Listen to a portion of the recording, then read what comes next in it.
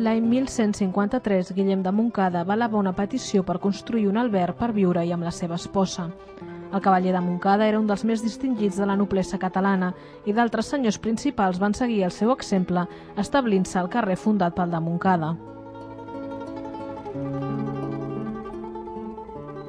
A la primeria del segle XV foren tirades a terra unes cases del capdamunt del carrer Montcada, immediates a la placeta Marcús, per tal que al començament vingués a la mateixa línia de la capelleta que dona nom a la plaça.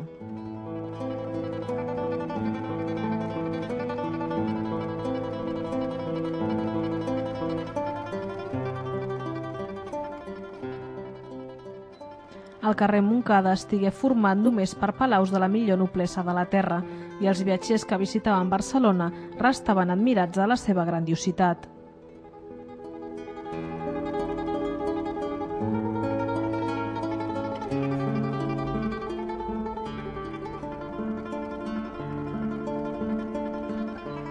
Aquests palaus tenien un pati central d'on arrencava l'escala descoberta que pujava fins al primer pis i donava una galeria que feia l'ofici de vestíbul. El pis superior formava com un porxo o galeria sostinguda per un regle de columnetes amb els seus capitells. Un detall característic d'aquesta mena de castells és que l'escala forma un angle recte. El primer tram té pocs graons que acaben en un replà on hi ha les portes d'entrada d'un pis baix anomenat l'estudi, on vivia el notari o administrador de les hisendes. D'aquest replà arranca el tram llarg de l'escala que dona al primer pis on es disposaven les cambres i sales importants.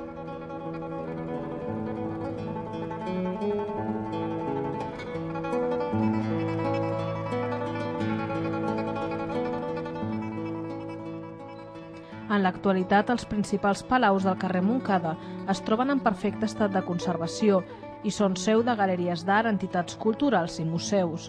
El palau que es manté a la cantonada del carrer Barra de Ferro hi ha instal·lat el Museu Tèxtil i de la Indumentària.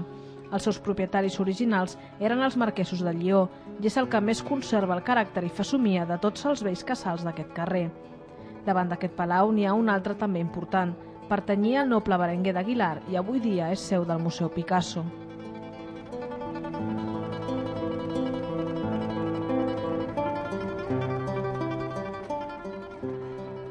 Al número 20 del carrer trobem un altre dels actuals edificis importants, el Palau Dalmases, exemple per excel·lència de palau gòtic. El Dalmases, que dona relleu a la família, fou Pau Ignasi Dalmases, historiador i poeta que en 1701 va ser anomenat cronista de Catalunya. En aquest palau va fundar-se l'Acadèmia dels Desconfiats, que més tard va prendre el nom d'Acadèmia de les Bones Lletres, amb el que encara subsisteix. L'Òmnium Cultural és avui dia el seu ocupant.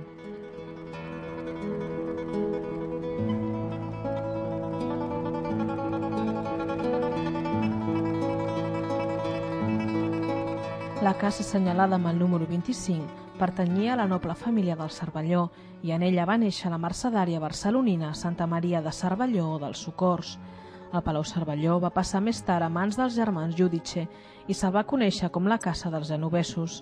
Aquest edifici fou incendiat l'any 1625 i reconstruït més tard i actualment acull la Galeria Maech.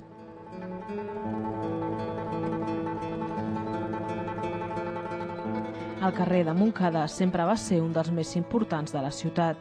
El projecte d'enderrocament del barri de Ribera per la construcció de la Ciutadella arribà fins a aquest carrer que havia de ser destruït. Però per efecte d'una protesta de la ciutat, el primer plànol va ser rectificat i sortosament pogué salvar-se el conjunt de palaus històrics que encara avui són motiu d'admiració tant de visitants d'arreu com dels mateixos barcelonins.